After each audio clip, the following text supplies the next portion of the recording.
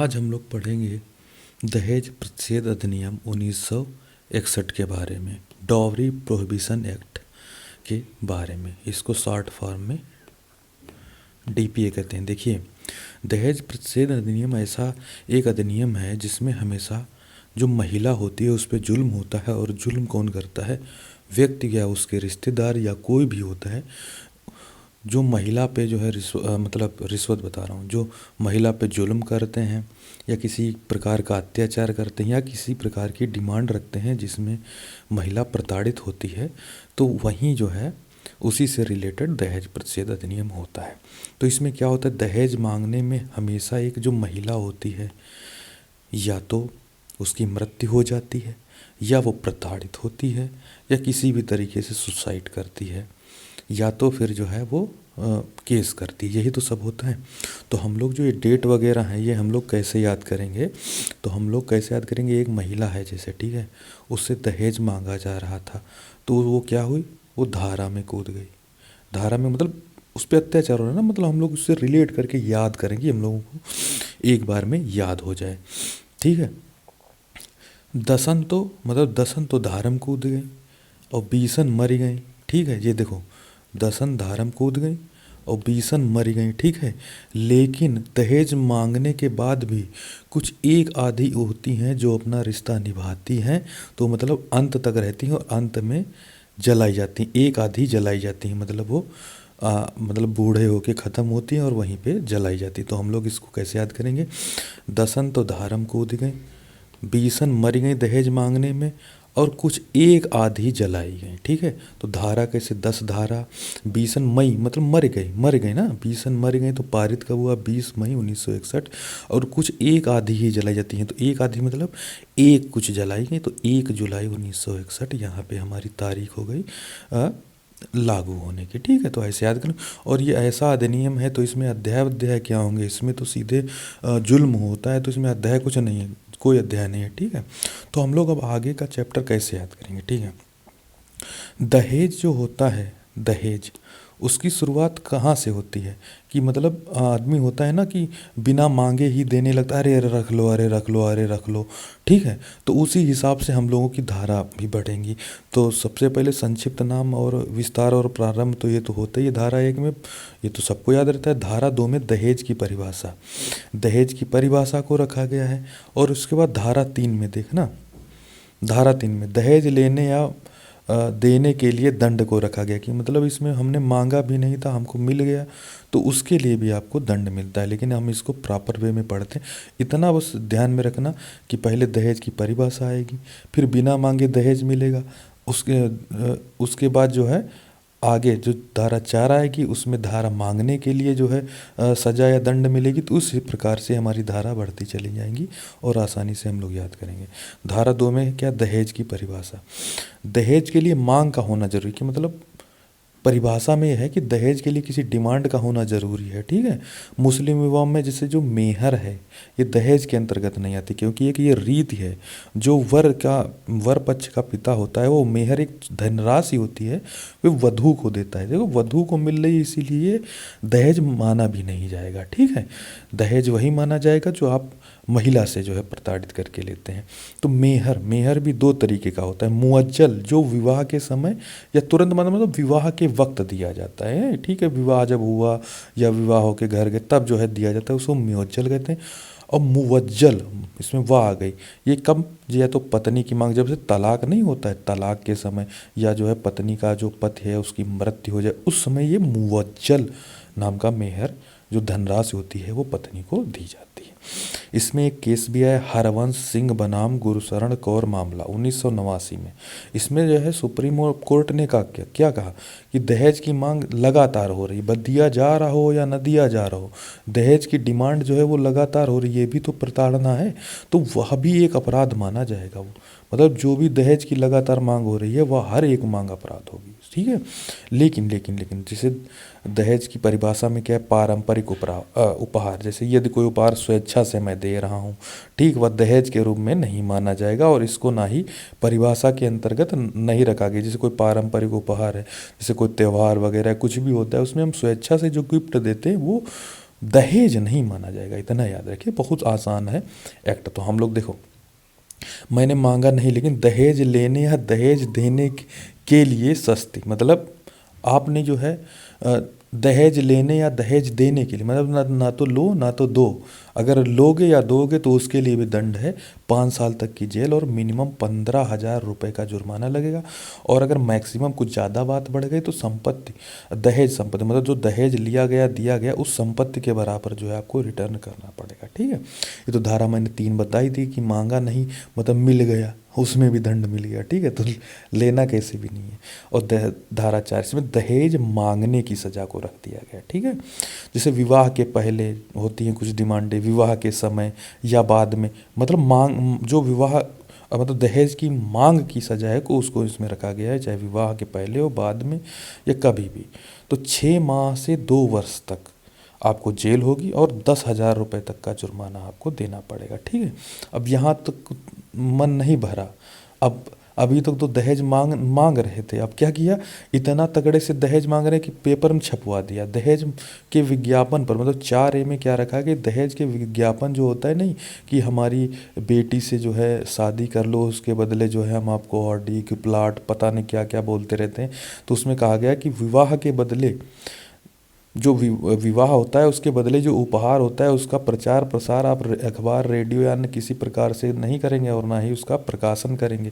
तो धारा 4A में रखा है कि दहेज के विज्ञापन पर प्रतिबंध, और अगर आप ऐसा करते हैं तो आपको 6 मंथ से लगाकर 5 साल तक की जेल हो सकती है और 15,000 रुपये तक का जुर्माना पड़ेगा। ठीक है, अब धारा 5 देखो, 5 के पहाड़े में 5 5 दूनी 10, मतलब 10 आता है, मतलब जिसे नहीं, मतलब नॉर्मल तरीके से याद करेंगे, दहेज लिया दहेज तो 5, धारा 5 में अब ऐसे याद करना कि 5 के पहाड़े में 10 आता है, दहेज का कोई भी समझौता शून्य होगा। 5 के ही पहाड़े में सबसे जल्दी 10 आता है, तो मतलब दहेज का कोई भी समझौता हम अगर करेंगे तो शून्य माना जाएगा। उसमें कोई शर्त अर्त आपकी नहीं मानी जाएगी, या नहीं मैंने ये कहा था वो कहा था, नहीं ये कुछ नहीं। दहेज का कैसा भी कोई मामला हो सब शून्य माना जाएगा। और दहेज लेने या देने का अनुबंध भी गैर कानूनी माना जाएगा। ये नहीं कि जो है आप कोई बॉन्ड कुछ कुछ भी हो सब।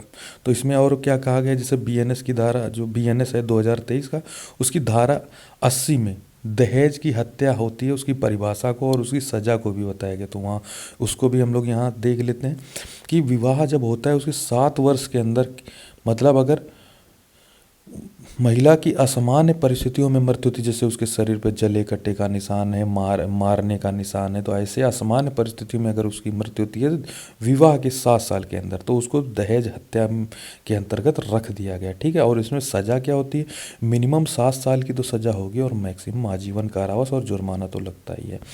क्यों 7 साल, इधर देखिए विवाह के 7 साल और इधर भी मिनिमम 7 साल, क्योंकि उसकी मृत्यु हुई है ना, तो बाद में आपको भी आजीवन कारावास, फांसी तो नहीं देंगे, आजीवन कारावास तो दे ही सकते हैं। तो ऐसे याद करना 7 7 और उसकी मृत्यु हुई तो आपको आजीवन कारावास, ऐसे जो है देख लेना। धारा 6 में आता है दहेज का पत्नी या उसके वारिसों के लिए होना। जैसे भाई विवाह हुआ है एक स्त्री का, उसके बाद महिला को कुछ मिला सामान या दहेज, मतलब कुछ भी, मतलब उसको मिला, तो ये नहीं है कि उस पर आपका अधिकार होगा, उसके सनक गई ना तो वो महिला की ही संपत्ति मानी जाएगी। और महिला की नहीं तो उसके जो बच्चे होंगे उनकी, मतलब उनकी संतानों का अधिकार होगा, जो विवाह के बाद महिला को जो भी संपत्ति या सामान मिलेगा। ठीक है, लेकिन आदमी के बारे में क्या कहा गया है कि अगर आपको जो है जिस तारीख से जो है प्राप्ति तारीख से 3 माह के अंदर आप उसको वापस कर दें, नहीं तो आपको जो है दिक्कत हो जाएगी। कि मतलब अगर आपको दहेज प्राप्त हुआ है तो आप जब प्राप्त हुआ है उस तारीख से 3 महीने के अंदर उसको रिटर्न कर दें, नहीं तो आपको दिक्कत हो सकती है अगर कोई बात बढ़ी तो। ठीक है, महिला और ये पुरुष। अब भाई धारा 7 से क्या करेंगे, संज्ञान लेंगे, 7 से संज्ञान मतलब अपराधों का संज्ञान लेंगे। ठीक है भाई, अपराधों का संज्ञान कैसे लेता है कोई, जैसे पीड़ित व्यक्ति है, पीड़ित व्यक्ति शिकायत करेगा किसको, पुलिस अधिकारी को करेगा भाई। ठीक है, महानगर मजिस्ट्रेट या अन्य कोई केस होगा तो प्रथम श्रेणी न्याय मजिस्ट्रेट को करेगा। फिर ये क्या करेंगे भाई, जांच करेंगे कि हाँ ऐसा कुछ मुद्दा है या ऐसा कुछ बात है, तो जांच करेंगे और जांच में पाया गया कि हाँ भाई कुछ ऐसा है तो मुकदमा की प्रक्रिया होगी। तो मतलब यही है, अपराधों का संज्ञान यहाँ पे लिया गया। पीड़ित ने शिकायत की, शिकायत के बाद जांच हुई, जांच के बाद अगर कुछ पाया गया तो मुकदमा की प्रक्रिया, मतलब अपराधों का संज्ञान। धारा 8, धारा 8 मतलब अपराधों की प्रकृति।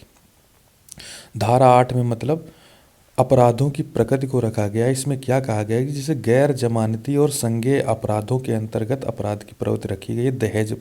दहेज वाले कोई मामले में मतलब क्या होता है, अगर 3 साल से अधिक की जेल होती है तो संज्ञेय अपराध के अंतर्गत माने जाते हैं। मतलब पुलिस आपको बिना वारंट के गिरफ्तार कर लेगी। जब 3 साल से अधिक का मामला होता है, मतलब संज्ञेय अपराध के अंतर्गत कोई जुर्म आता है तो उसमें पुलिस आपको बिना वारंट के गिरफ्तार करेगी। मतलब इसमें बताया गया अपराधों की प्रकृति जो है वो संज्ञेय अपराध के अंतर्गत आती है और गैर जमानती होती है। लेकिन जब आपके ऊपर मुकदमा हो गया, मतलब जो आगे केस बढ़ गया, अगर समझौता कराना होगा तो वो भी समझौता केवल न्यायालय की अनुमति से हो सकता है। उसमें ना कोई पुलिस वाला ना कोई आपका समझौता करा सकता है। एक बार लिखित केस हो गया तो उसका समझौता न्यायालय की अनुमति से ही हो सकता है। ठीक है। धारा 8A में 8A मतलब अपराध का बोझ अभियुक्त पर होगा। मतलब एक बार अगर केस हो गया तो जो अपराध का बोझ है अभियुक्त पर ही होगा। मतलब अभियुक्त ही स्वयं साबित करेगा कि उसने अपराध नहीं किया, मतलब उसने दहेज नहीं लिया, ये अभियुक्त ही सिद्ध करेगा। उसमें महिला से कोई ना बात होगी ना महिला को कुछ करना पड़ेगा। ठीक है। पूरा का पूरा बोझ अभियुक्त पर होगा। इसमें क्या है, धारा 3 और धारा 4 के अंतर्गत वही ना मैंने बताया था, दहेज के लिए होता है धारा 3 और दहेज मिल जाए उसकी सज़ा जो होती है धारा 4। देख लेता हूँ, थोड़ा जो है कन्फ्यूज आ गया हूँ। धारा दहेज लेने या देने के लिए दंड और दहेज मांगने के लिए दंड। धारा चेंज मतलब धारा दहेज मांगा या दहेज लिया उसके लिए जो है आपको दंड मिल जाएगा। तो ये आपको जो है रखा गया है कि ये धारा 3 और धारा 4 के अंतर्गत अपराधी हो तो स्वयं साबित करो कि आपने अपराध नहीं किया। ठीक है। 8B में दहेज प्रतिषेध अधिकारी को रखा गया है और इनकी नियुक्ति राज्य सरकार द्वारा होती है और इनकी संख्या डिसाइड की जाती है कि कितने अधिकारियों को हम जो है यहाँ पे लगा दें कि जो है हमारा काम चल जाएगा। तो ये संख्या और नियुक्ति राज्य सरकार द्वारा ही डिसाइड किया जाता है। अब भाई दहेज प्रतिषेध अधिकारी करेगा क्या, तो उसकी कार्य और शक्तियों को मैं बता देता हूँ कि वो देखेगा कि जो हमारा दहेज प्रतिषेध अधिनियम है उसका ठीक से पालन हो, दहेज की मांग को रोकेगा, अपराध के साक्ष्य इकट्ठा करना, मतलब क्या हुआ क्या नहीं, तो जो है दहेज प्रतिषेध अधिकारी उसके साक्ष्य इकट्ठा करेगा।